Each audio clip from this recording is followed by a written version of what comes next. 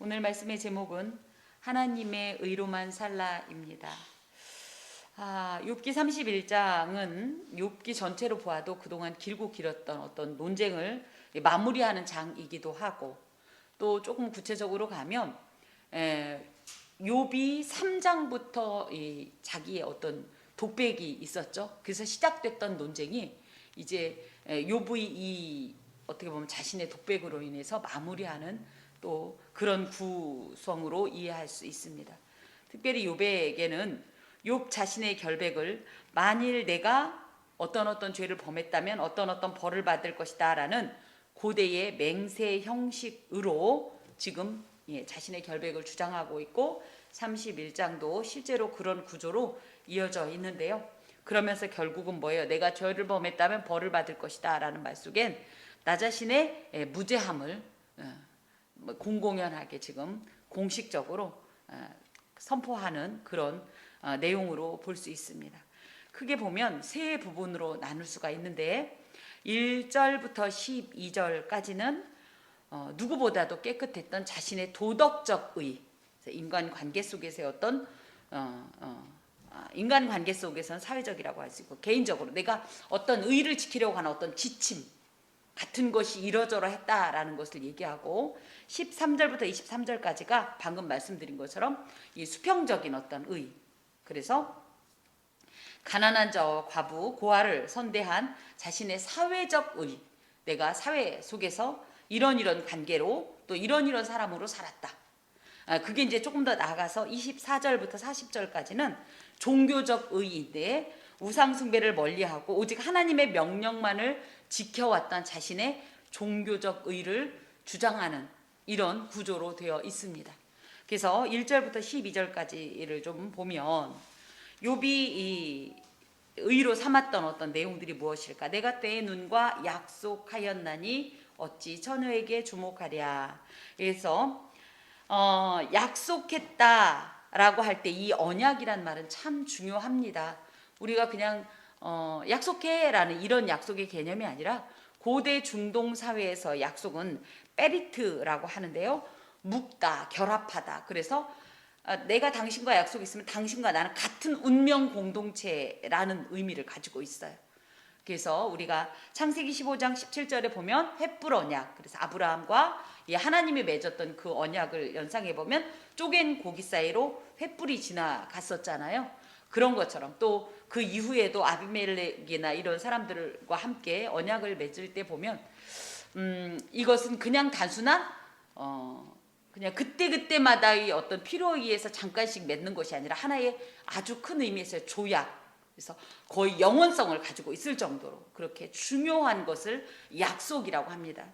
그렇게 따지면 욥이 지금 약속했다라고 얘기할 땐 잠깐씩 결심했던 게 아니라, 나는 처음부터 끝까지 앞으로 결코 이런 어떤 죄를 짓지 않기로 스스로 언약을 했고, 이것들은 영원히 나를 그 언약으로 묶을 것이다. 그래서 나는 그것을 철저히 준수하려고 애썼다라는 어떤 의미를 표현합니다. 그래서 여기 보면 내가 내 눈과 약속했다라는 것은 범죄하는 나와 또 그 상대방이 약속했던 이 내 눈, 이것이 만약에 내가 이 내 눈과 약속했던 것을 파괴해 버리고 만다면, 파기해 버리고 만다면 하나님이 나한테 벌 위에 벌을 내리셔도, 또 자신을 파멸에 던지셔도 나는 할 말이 없다 라는 뜻이 내가 내 눈과 약속하였나니 라는 말에 있는데, 그 약속이 뭐냐 하면 어찌 처녀에게 주목하랴. 그래서 육체의 안목과 정욕에 주의하기로 결심을 했다는 거예요. 특별히 눈은 온갖 유혹을 받는 이 어떤 우리의 신체적 어떤 이런 기관 중에서도 제일 먼저, 그래서 무엇이든지 보고 나면 마음이 동하지요. 그런 의미를 가지고 있어요. 그래서 처음부터 아예 이런 어떤 죄의 싹을 아예 처음부터 내 마음에 들이지 않겠다, 그것을 내 눈과 약속했다라는 뜻인데, 안목의 정욕을 막는 것은 의를 유지함에 있어 필수적인 조건입니다. 보지만 않아도, 우리가 보면서 범죄하는 것이 얼마나 많습니까? 그럴 때 그래서 눈은 어찌 보면 이 봄으로, 눈의 기능인 봄으로 인해서 죄가 우리 안에 들어오는 어떤 기능을 하기 때문에 이 눈에서부터 아예 파수꾼을 세워서 이 죄가 내 안에 들어오지 못하도록 할 것이고, 특히 처녀에게 주목한다라는 표현은 이 사람이 당시에 굉장히 힘이 있는 사람이었고 영향력이 있는 사람이었고 부유했기 때문에 그 당시에 어떤 그런 도덕적인 어떤 관점 내지는 사회윤리적 관점에선 그 소위 말하는 부적절한 어떤 그런 성적 관계를 가져도 크게 무리가 없는 어떤 그런 입장이었다 할 때, 나는 내게 그런 소위 말하는 힘은 있어도 난 그것을 하지 않겠다. 그래서 눈과 약속했을 때 제일 먼저 뭐를 약속했냐 할 때 나는 음욕을 철저히 차단하겠다는 약속을 했다. 만약에 이제 내가 그런 약속을 어겼다면, 아까도 말씀드렸듯이 내가 이 약속을 어긴다면 하나님께서 나를 파멸의 구덩이에 집어던져도 할 말이 없다라고 표현한 것처럼, 만약에 내가 그런 행동을 했다면 위에 계신 하나님께서 내리시는 분깃이 무엇이겠는가? 위에 있으면 어때요? 아래에 있는 것보다 위에 있는 게 훨씬 더 잘 보이죠? 물론 우리 하나님이 무슨 공간적으로 위에 있다라는 개념은 아닙니다. 하지만 모든 것을 다 통찰하시는 어떤 위치, 또 그런 능력에 계신 분이라는 거예요. 하나님이. 그분이 당연히 이것을 알 것이고, 여러분도 그렇죠? 우리가 서로 각자 마음에 지금 수많은 생각들과 어떤 것들이 있지만 우리는 서로 몰라도 누구는 알고 계신 거예요. 하나님은 알고 계시다는 것을 우리도 인지하고 있지 않습니까? 그것처럼 욥도 그런 하나님을 고백하면서 만약에 내가 그런 범죄를 하면 하나님이 나에게 내리실 분깃, 즉 어떤 선물, 복이 무엇이겠는가? 복은 고사하고 오히려 저주와 심판을 당할 거다라는 얘기를 하고 있어요. 똑같은 말이 또 반복되는 게, 높은 곳의 전능자께서 주시는 기업이 무엇이겠는가? 당연히 죄의 싹은 사망입니다. 지금 욥이 그것을 의식하고 늘 살았다는 거예요. 불의한 자에게는 환난이 아니겠느냐? 행악자에게는 불행이 아니겠느냐? 이 처녀에게 주목하는 자체가 불의한 일이고 행악이기 때문에 그런 일을 행한 자에게는 당연히 환난과 불행이 위로부터 내려진다. 자긴 그것을 계속 인지하고 있고 의식하고 있다. 그래서 내가 내 눈과 약속을 맺었고 주목하시는 그 하나님을 의식하면서 나는 최대한 의롭게 살려고 노력했다. 이렇게 말을 합니다. 성도의 경건 생활은 어찌 보면 이 욥이 스스로 자기의 눈과 언약을 맺는 것처럼 두려움과 강요가 아닌, 그래서 하나님 앞에 벌 받을까 봐 못하는 게 아니라 자원과 또 때로는 즐거움으로 이 경건을 유지해야 합니다. 쉽게 말하면 나는 저거 하고 싶은데 하나님이 무서워서 못한다라기보다는 하나님 앞에서 그것이 죄가 될 수 있고 더하여서 그것이 어떤 죄의 하나의 동기가 될 수 있다라고 생각하면 나는 기꺼이, 하나님이 무서워서라는 큰 어떤 전제는 있지만 그 안에서 누가 꼭 억지를 시켜서가 아니라 나 스스로 그런 어떤 선한 길로, 경건한 길로, 의로운 길로 가려고 결단하는 어떤 자세가 성도들에게 필요합니다. 그러면서 그가 내 길을 살피지 아니하시느냐, 내 걸음을 다 세지 아니하시느냐. 하나님은 우리가 행하는 모든 것들을 다 사실은 분명히 알고 계시다. 그렇기 때문에 하나님 앞에서 누구도 내가 왜 이런 벌을 받아야 돼요? 라고 말할 수가 사실은 없다. 나보다 더 나를 더 정확하게 알고 계시다. 심지어 우리는 스쳐 지나가는 생각은 기억 못하지만 하나님은 그것도 아신다. 참으로 그러므로 때로는 두렵고 떨림으로 라는 표현이 아주 적절한 것 같습니다. 자, 5절부터 또 보면 만일, 그러면서 아까 말씀드린 대로 어떤 고대의 맹세 형식의 어떤 말을 하고 있는데, 만일 내가 허위와 함께 동행하고 내 발이 속임수에 빨랐다면, 그래서 허위라는 것은 어떤 생각의 차원, 조금 정적인 차원, 소극적인 어떤 차원이라면 이 속임수는 조금 더 적극적이고 아주 능동적인 차원을 말해요. 그래서 잠깐 생각하는 것과 실제로 이 생각이 내게 집을 짓고 거처하면서 그 다음에 어떤 행동까지 유발하는 어떤 그런 단계를 얘기할 때, 허위는 맨 초기 단계라면 이 속임수는 허위가 발전된 단계라고 얘기할 수 있는데, 결론은 이제 같은 말이긴 하지만 내가 허위와 동행하고 내 발이 소금수에 빨랐다면, 이렇게 죄에 대한 것에 대해서 내게 있었다면, 죄에 대한 것이 내게 있었다면 하나님께서 나를 공평한 저울에 달아보시고 그가 나의 온전함을 아시기를 바라노라.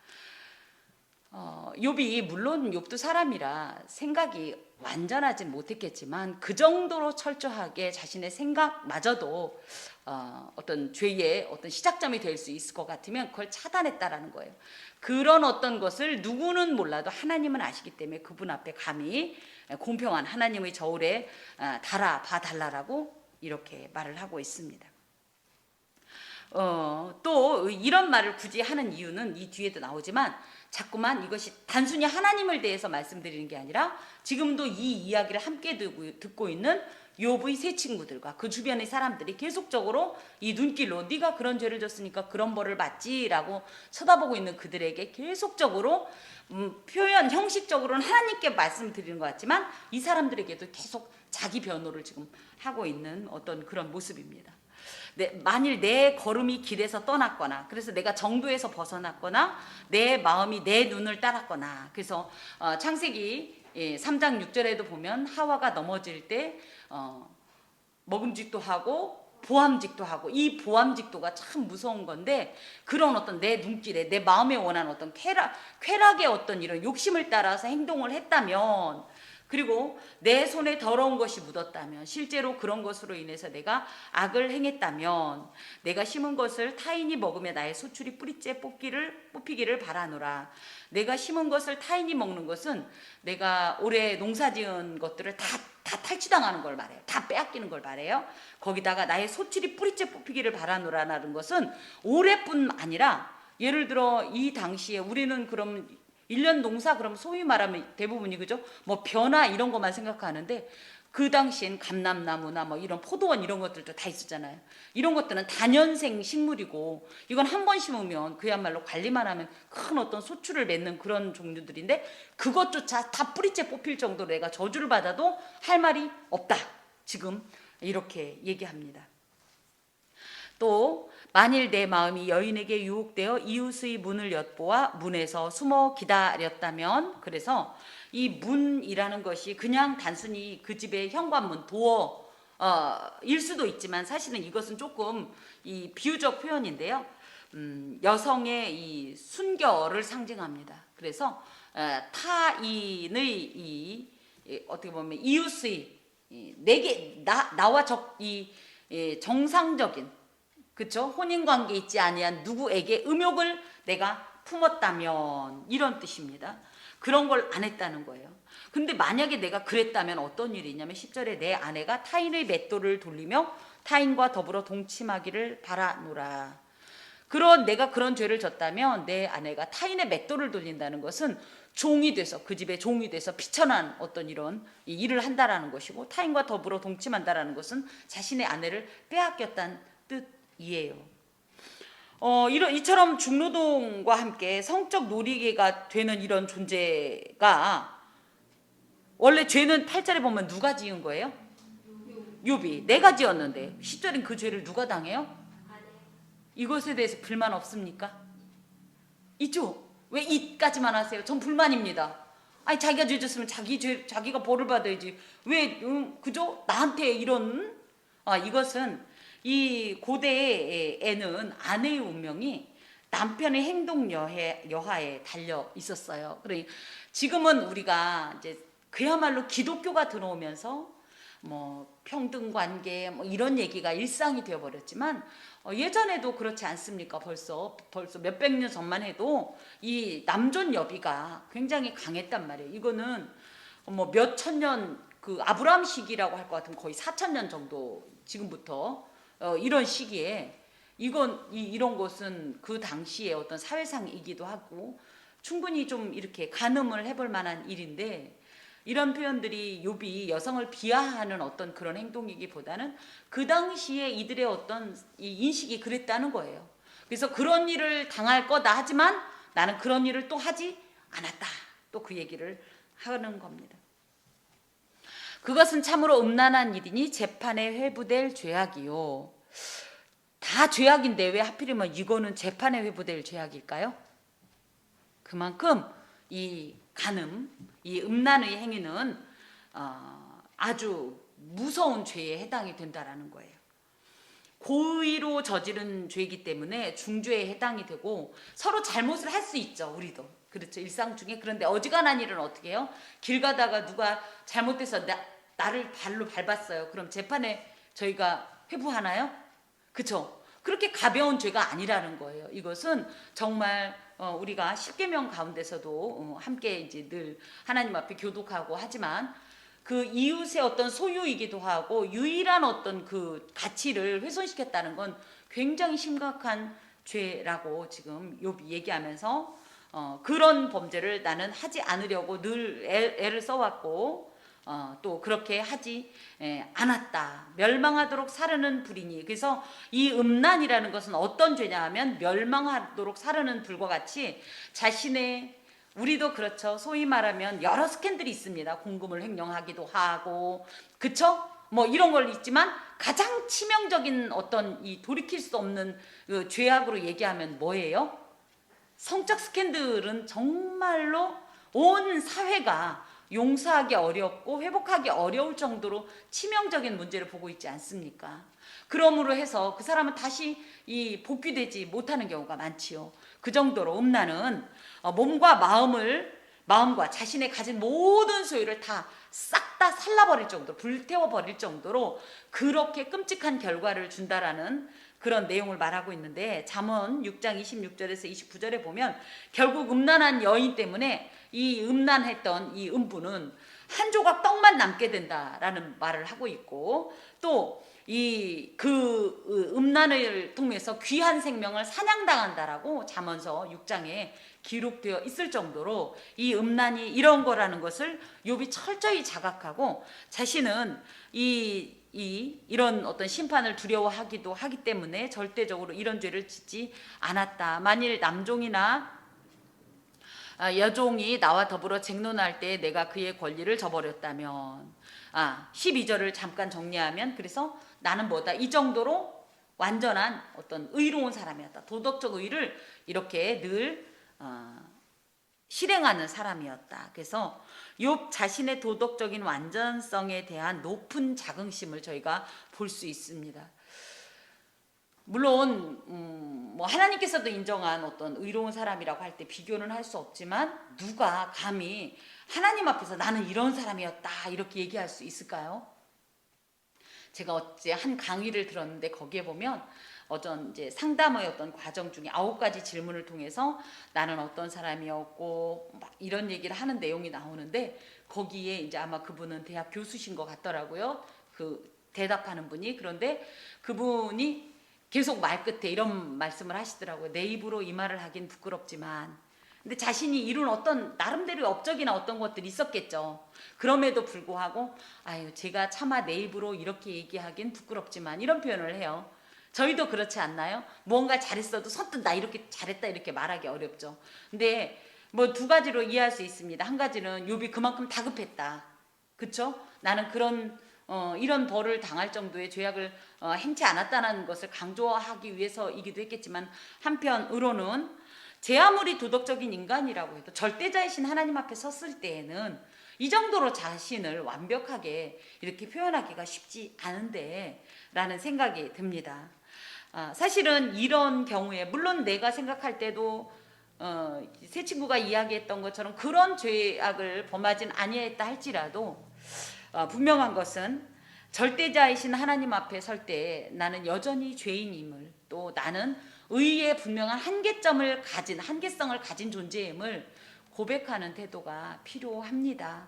그래서 늘 하나님은 의롭고 집사님 말씀하신 대로 늘 하나님은 온전하시고, 하지만 나의 연약함 때문에 이런 결과가 나왔다 하면서 너무 자신을 위축할 필요까지는 없지만, 그래도 하나님의 완전성에 비하면 제 아무리 내가 완전한들 어떻게 감히 하나님 앞에 그것에 대해서 펼칠 수가 있겠습니까? 그런 면에서 욥이 아까도 말씀드린 것처럼 너무 절박하고 다급해서 자기 자신을 변호하는 것을 넘어선 어떤 행동이나 이런 사고가 아닌가 이런 생각을 해봅니다.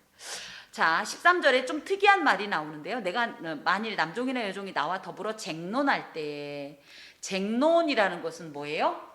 말다툼 비슷한 걸 한다는 거예요. 근데 이 말 자체도 정말 대단한 일입니다. 지금도 소위 말하는 회장님 댁 그 가사도우미들이 감히 회장님한테 회장님과 말다툼할 수 있어요? 물론 때려쳐 그러면서 사표 쓰는 날은 얘기할 수 있을지 모르겠어요. 하지만 이게 쉽지 않은데 그 시대에 생살여탈권을 가진 주인한테 남종이나 여종이 감히, 그런데 이제 이런 표현이 물론 말다툼을 했다라는 표현일 수도 있긴 하지만 거꾸로는 자신의 어떤 처지에 대해서 이 읍소를 하는 거예요. 이런 것 좀 도와주십시오. 이런 것 좀, 그런 말을 할 정도의 어떤 요부의 이 가정 안에, 그 공동체 안엔 그 정도의 어떤 종에 대한 어떤 인격적인 어떤 이런 대우가 있지 않았나, 이런 걸 유추해 볼 수 있습니다. 왜냐하면 이 당시 사회에서 최하층민 집단이 종이에요. 지금도 뭐 그렇겠지만 거의 노예죠. 그런데 그런 것들을 할 때 내가 그의 권리를 저버리지 않았다는 거예요. 그러니까 그의 권리라는 것이 뭐냐 하면 종에게 무슨 권리가 있어요. 그런데 뒤에도 나오지만 이 종을 나의 어떤 그 수하로만 본 것이 아니라 이도 14절에 15절에 보면 나를 태 속에서 만드시니가 그도 만들지 않으냐 하셨느냐, 우리를 배 속에 지으시니가 한 분이 아니시냐 하면서 이 사람도 하나의 인격체로 존중을 해줄 정도로 욥이 굉장히 수준 높은 어떤 이런 사회적 어떤 인식, 그리고 이런 어떤 또 인성을 가지고 있었다는 것을 우리가 유추할 수 있는데요.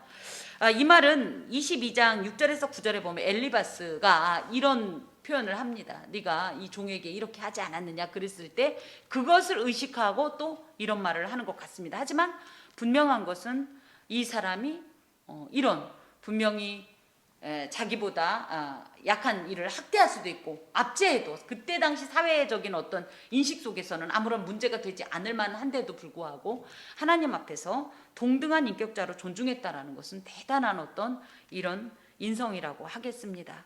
그럴 때 그러면서 14절에 하나님이 일어나실 때 내가 어떻게 하겠느냐, 하나님이 심판하실 때 내가 무엇이라 대답하겠느냐. 결국은 하나님이 일어나신다는 것은 주여 일어나 나를 도우소서, 이런 표현이지요. 일어나는 것은 왜 일어나시냐면 주로 심판하시려고 일어나십니다. 그러니까 하나님의 어떤 이런 심판을 생각하면서 지금은 내가 힘이 있어서 내게 주어진 어떤 일시적인 권력으로 이 사람들한테 이렇게 해도 될 것 같지만 궁극적으로는 하나님 앞에서 이것은 죄악인 것을 알고 지금 당장 사람의 어떤 생각이나 사람의 눈앞에서의 문제될 것이 없는 것을 넘어서서 오직 하나님 앞에서 이 사람이 이렇게 이런 어떤 자신의 힘을 사용했다라고 말하고 있습니다.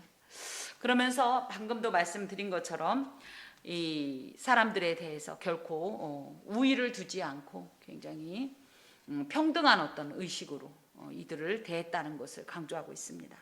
16절 보면 내가 언제 가난한 자의 소원을 막았거나 과부의 눈으로 하여금 실망하게 하였는가. 가난한 자에게는 어떻게 보면 자신의 어떤 부족함을 채워줄 부요함이나 어떤 물질이나 실제적인 어떤 식량 같은 것이 요구되었겠고, 물론 과부도 그 가난한 자에 속하지만 특히 과부의 눈이라고 할 때는 동정해 주길 원하는 그 동정으로 인해서 본인이 과부가 위로를 얻기 원하는 이 힘 있는 자를 의존하는 그런 마음을 욥은 전혀 거부하지 않았다는 거예요. 나만 혼자 내 떡덩이를 먹고 고아에게 그 조각을 먹이지 아니하였던가. 난 그런 적이 없다. 이런 존재가 있어서 하나님 앞에 크게 심판당했던 그런 예화가 있는데 그게 누구냐면 나사로와 관계된 그 부자요. 그쵸? 자기는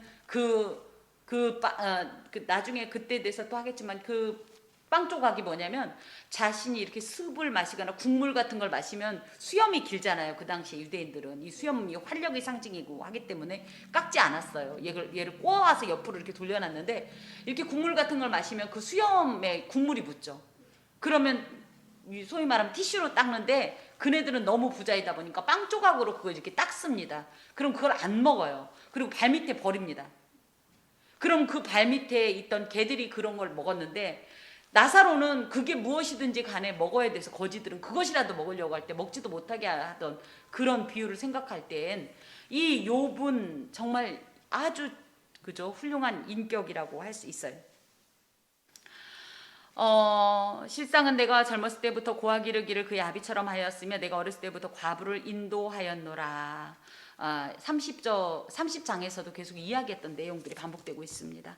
만일 내가 사람이 의복이 없이 죽어가는 것이나 가난한 자가 덮을 것이 없는 것을 못 본 채 했다면, 그래서 이 덮을 것과 입을 것이 이들에겐 아주 더 중요했던 것이 낮과 밤의 기온의 차이가 심한 중동 지역의 기후 속에서는 그야말로 한밤중에 얼어 죽지 않아야 했고요. 그렇죠. 그래서 굉장히 기본적인 어떤 보호 장구였어요. 필수적인 그것들을 자신은 어떻게 했냐면 못 본 척하지 않고 20절에 보면 나의 양털로 그의 몸을 따뜻하게 입혀서 그의 허리가 나를 위하여 복을 빌게 했다라는 거예요. 그냥 일반 옷도 아니고 양털은요. 지금도 비싸죠. 양모. 그렇죠? 당시 고가였던 양의 털로 만든 이런 옷으로서 적절히 해도 되는데 욥은 부재행위가 인색하지 않고 풍성하게 이렇게 베풀었다는 거예요.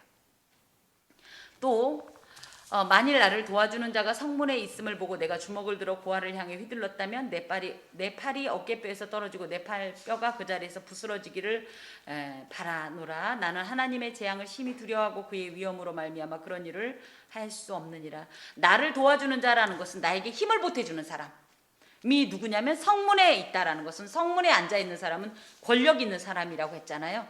그런 사람이 내 편이니까 나는 마음대로 그 사람을 등에 업고 그 사람의 권력을 가지고 사람들에게 악행을 할 수 있지만, 만약에 그랬다면 이렇게 22절에 있는 또 23절에 있는 이런 하나님의 재앙을 마땅히 받아도 난 할 말이 없다. 그런 말입니다. 세상에서 성도의 온전한 삶은 이처럼 늘 하나님 앞에서 심판받을 나를 의식하면서 사는 것도 매우 중요합니다. 지금 당장 내게 있는 어떤 힘을 잘못 사용해서 이것이 하나님께서 잠시 잠깐 맡겨주신 것인데 그것이 마치 내 소유인 것처럼 하나님의 뜻과 무관하게 사용한다면 이것은 하나님을 의식하지 않는 삶이에요. 그렇다면 도리어 그 내게 맡겨주신 무언가를 잘못 사용해서 오히려 하나님 앞에 범죄하는 결과가 있을 수 있습니다. 성도들에겐 늘 중요한 것이 코람데오 사상입니다. 코람 하나 앞에서 데오 하나님. 그래서 늘 하나님 앞에서 나의 이 생각과 나의 이 판단과 나의 이 행동이 부끄럽지 않은가, 죄악은 아닌가라는 것을 살피면서 과연 하나님이라면, 과연 예수님이라면 이 상황을 어떻게 하실 것인가, 이 주신 것을 어떻게 사용하실 것인가 라는 의식을 반드시 가져야 합니다. 24절부터는 또 나의 자신의, 지금까지는 자신의 사회적인 의를 말했다면 이제 나 자신의 종교적인 의를 강조하고 있는데, 만일 내가 내 소망을 금에다 두고 순금에게 넣는 데 의뢰하는 바라 하였다면, 만일 재물의 풍부함과 손으로 얻은 것이 많음으로 기뻐하였다면. 그래서 황금 만능주의 사상이 만연한 세상 속에서 자신은 물론 풍부했지만 이 재물의 풍부함에 눈멀어 그것을 가지고 자랑하거나 또 그것을 의지하지 않았다라는 거예요.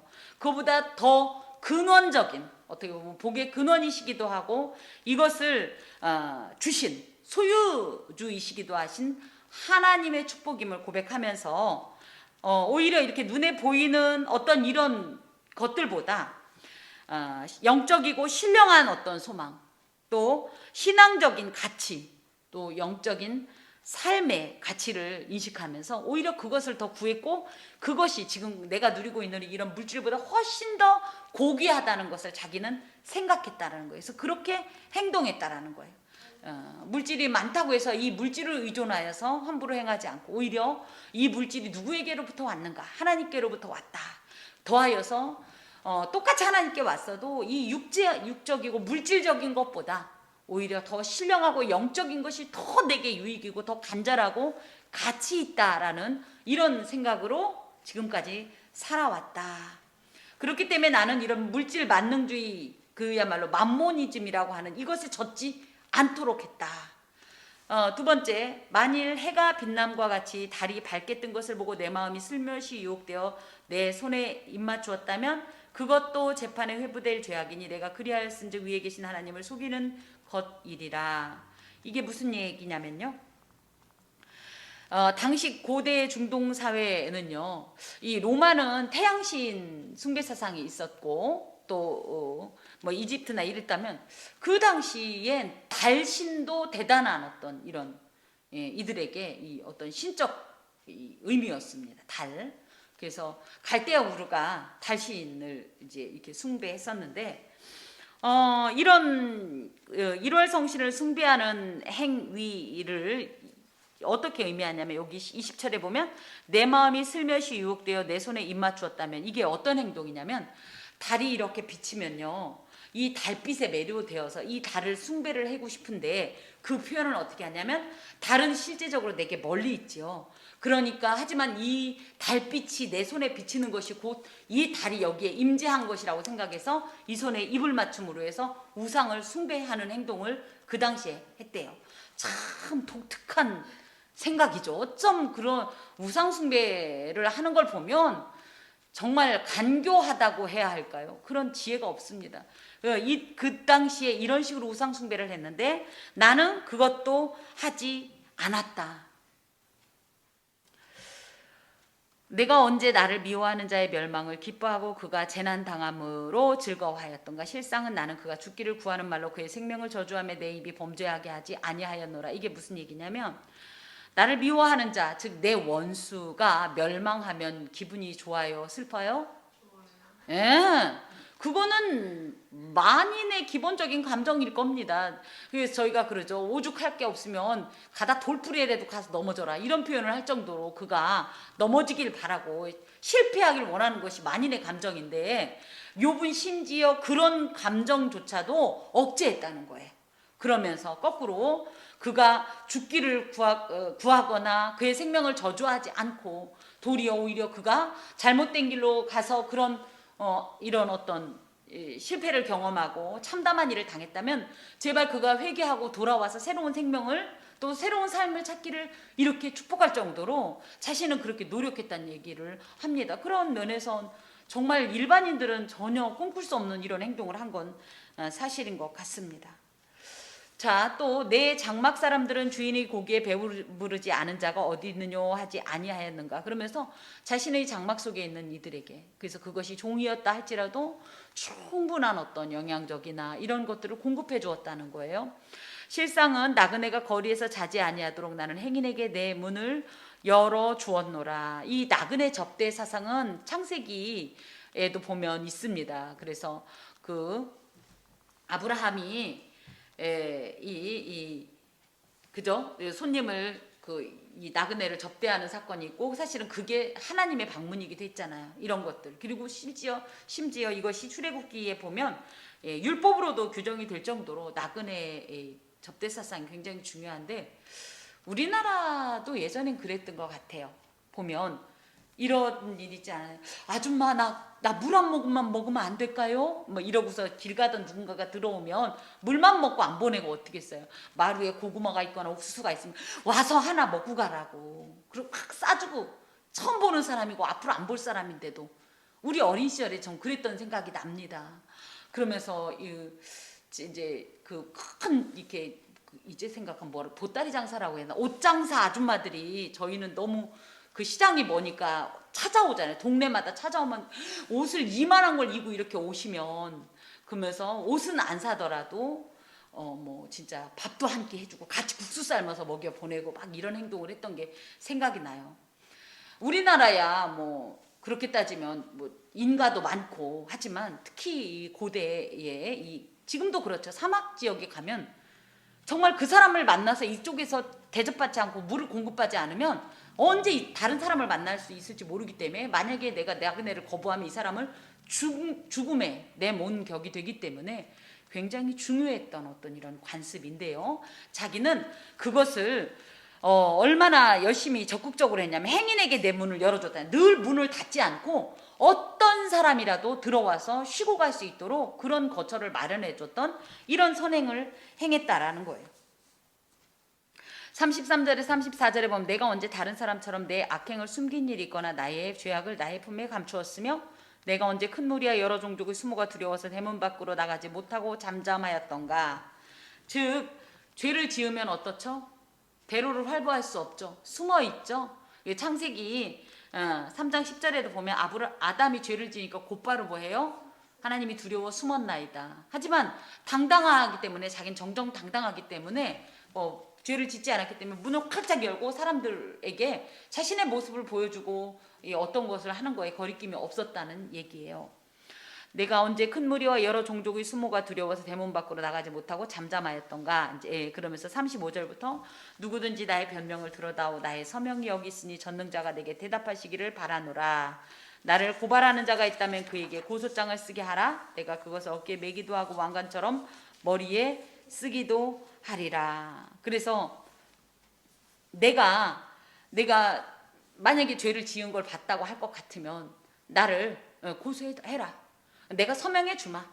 그러고 나서 하나님께서 전능자 앞에서 나는 그것에 대해서 내가 나를 변명하고 싶다. 지금 그 얘기입니다. 오히려 나는 그렇게 해서 하나님과 이 변론을 좀 해가지고 이 억울한 어떤 나의 사정을 호소하고 싶고 하나님의 대답을 듣고 싶다. 지금 이런 말을 합니다. 내 걸음의 수요를 그에게 알리고 왕족처럼 그를 가까이 하였으리라. 만일 내 밭이 그를 향하여 부르짖고 밭 이랑이 함께 울었다면, 만일 내가 값을 내지 않고 그 수출을 먹고 그 소유주가 생명을 잃게 하였다면 밀 대신에 가시나무가 나고 보리 대신에 독보리가 나는 것이 마땅하니라 하고 욥의 말이 그치니라. 그래서 내가 만약에 하나님 앞에 죄를 지었다면 그 벌을 달게 받겠다. 하지만 나는 무죄한 자로 인정받을 것이기 때문에 기꺼이 고소해라. 그리고 만약에 정말로 내가 그런 죄를 지었다 할 것 같으면 그 하나님으로부터 저주가 임하는 것에 대해서 난 인정하겠다. 이렇게 얘기합니다. 그렇죠. 의롭기 때문에 이런 말을 할 수는 있습니다만은 아까도 말씀드린 것처럼 죄인인 인간이 하나님 앞에서 지나치게 자신의 의로움을 주장하는 것에 대해서는 조금 위험하기도 하고 좀 지나치다라는 느낌이 있습니다. 그러면서 이제 욥의 변론이 이제 마무리가 됩니다. 그러면서 이제 생각합니다. 욥에 대한 어떤 아쉬움을 조금 생각하자면, 자신의 그러니까 의로움을 너무 지나치게 주장하다 보니까 어떻게 됐냐면, 나는 아무런 잘못이 없고 나는 너무 완벽한데 이런 일을 주신 이가 하나님이시라는 어떤 관점에서 마치 하나님이 이런 것들을 모르는 분인 것처럼, 하나님이 심판을 잘못하신 분인 것처럼, 온전한 공의를 집행하지 못한 분인 것처럼, 그래서 하나님이 실수하신 분처럼, 무능하신 분처럼, 어리석은 분처럼 상대적으로 내가 이유를 모르겠다까지는 맞는데 마치 나는 이런데 하나님이 잘 몰라가지고 이런 결과적으로 악행을 행한 것처럼 이렇게 말한 것은 매우 위험한 어떤 말이라고 생각을 합니다. 이것은 한낱 피조물로서 창조주의 고유 영역을 침범한 것이라고 하겠어요. 물론 하나님 앞에서 저희가 하나님의 복을 바라고 의를 행하지는 않겠지만, 의를 행하면 그쵸? 상선벌악의 어떤 이런 결과를 기대하고 행하긴 합니다만은, 그렇게 안 해주셨다고 해서, 예를 들어 그렇게 안 해주셨다고 해서 그러면 하나님을 원망해도 되나요? 욥의 이게 너무 자신의 어떤 무죄를 너무 강조하다 보니까 뜻밖의 이런 조금 허물을, 이런 죄를 범하는 생각이 듭니다. 여러분, 물론 우리는 하나님 앞에서 살아야 합니다. 하나님 앞에서 산다고 할 때 내가 이렇게 하면 하나님 이렇게 하겠지? 라는 조건부로 갈 땐 그때부터는 더 이상 하나님 앞에서가 아닙니다. 내 앞에서 사는 거예요. 내 앞에서. 하나님 앞에서라는 것은요, 하나님과 나는 거래 대상이 아니에요. 잘 기억하셔야 돼요. 어떤 분이 이런 기도를 해요. 하나님 어떻게 나한테 이럴 수가 있어요? 저 그 소리 듣고 깜짝 놀랐어요. 물론 무슨 내용의 기도였는지는 제가 모르겠는데, 그 말에 그때 당시 이제 새벽에 기도하다 깜짝 놀라서 들었어요. 근데 다른 말을 이러다가 그 말은 막 또렷하게 하시던데, 그때 저렇게 기도하는 게 맞나? 이런 생각이 들었습니다. 우리도 마찬가지라고요. 하나님, 내가 얼마나 열심히 살았는데 나한테 이럴 수 있어요? 쟤한테는 그러면서 나한테 엄연히 말씀드리면 이것은 하나님은 하나님이시라는 대원칙을 무너뜨리는 거예요. 하나님이 하나님이시라는 건 그분에게는 그야말로 모든 어떤 이런 주권도 있고, 그렇죠? 모든 계획과 목적이 있고요. 이 우리는 알 수 없는 오묘한 섭리들이 지금 진행 중이라는 사실을 다 저희가 무시하는 거예요. 그래놓고 내가 원하는 대로, 내 방법대로, 내 계획대로, 내 때의 역사 딱딱 해주세요 하면서 하나님을 절대화하지 않고 상대화해버리는 거예요. 그러면서 나 때문에 하나님이 존재하는 것처럼 이렇게 간다고 하면 이것은 결코 바람직한 행동이 아니고요. 무엇보다 제 아무리 경건하고 완전했다 할지라도 이것은 하나님 앞에서 행한 것이 아니기 때문에 저는 그 경건은 무가치하다고 생각합니다. 모든 의로운 일을 하나님 앞에서 행했다면 결과가 어떤지 간에, 또 누가 알아주든지 간에 실망하지 말고 원망하지 말아야 합니다.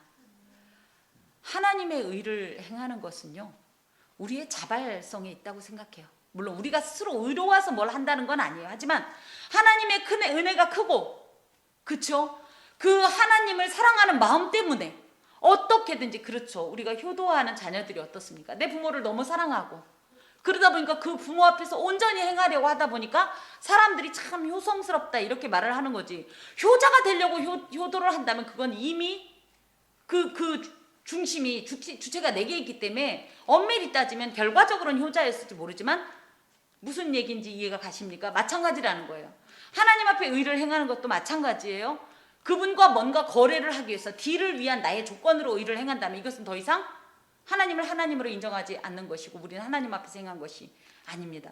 하나님의 은혜가 크고 또 하나님 앞에 죄를 범하는 나 자신의 어떤 삶이 너무 괴롭고 부끄러워서 그 죄를 아주 없앨 수는 없지만 최소화하려고 하고 그 죄와 더불어 살지 않으려고 몸부림치는 어떤 이런 행위의 결과가 경건이 되어야 되는데, 이런 사람이 언제 내가 이렇게 경건히 살았으니 당신이 내게 무언가 주셔요 하고 보따리를 내놓으라고 얘기하는 것은 결코 바람직한 성도의 어떤 삶의 자세는 아니라고 생각합니다. 하나님 앞에 당연히 의를 행해야 합니다. 그것은 당연한 겁니다. 더하여서 그 의를 행했다고 해서 하나님 앞에 무언가를 정당하게 요구하는 것은 결코 합당치 않습니다. 우리가 행한 것은 우리에게 국한된 것입니다. 우리가 의를 행하면 우리 하나님이, 제가 늘 말씀드리는 대로 우리 집사님이 의를 행하면 하나님이 한 칸씩 한 칸씩 높아집니까? 우리 집사님이 선을 행하면 우리 하나님이 점점점 커집니까? 조그맸던 분이 점점점 풍선처럼. 사실은 우리가 그런 착각을 많이 하고 그래서 어떻게 보면 이런 어떤 신앙적 오류를 범하기가 쉽습니다. 무죄를 주장하다 못해서 욥은 진짜 지금 건너지 말아야 할 강을 건넌 것이 아닌가 하는 생각이 듭니다. 저와 여러분 모두 하나님 앞에서 하나님의 어떠하심에 자발적으로 그렇게 의를 행하고 경건을 행할 때 또 그로 인한 하나님의 선하신 화답이 예비되어 있을 것입니다. 기도합시다. 하나님 감사합니다. 저희는 저희 것밖에 못 봐요. 저희는 너무 좁고 너무 작고 하나님 너무 약합니다. 그래서 하나님의 크심과 그 모든 섭리를 이해할 수 없습니다. 내 눈으로 보기 때문에 하나님의 어떤 뜻하신 바에 대해서 당연히 무지할 수밖에 없고, 그러다 보니 제 수준에서 무언가를 이야기하게 되고 생각하게 되고, 그러다 보니 실족하고 또 흔들리곤 합니다. 주여, 우리에게 하나님의 어떤 관점과 하나님의 마음과 그 의지를 품게 하여 주옵소서. 그래서 내게 갇혀 있지 말게 하시고 하나님께 속하게 하시고 하나님의 감히 그 크기와 넓이와 깊이와 길이 속에서 하나님의 뜻을 행하면서도 기뻐하게 하여 주옵소서. 예수 그리스도의 이름으로 기도하오며, 여호와는 내게 복을 주시고 너를 지키시기를 원하며, 여호와는 그의 얼굴을 내게 비추사 은혜에 베푸시기를 원하며, 여호와는 그 얼굴을 내게로 향하여 드사 평강 주시기를 원하노라. 아멘.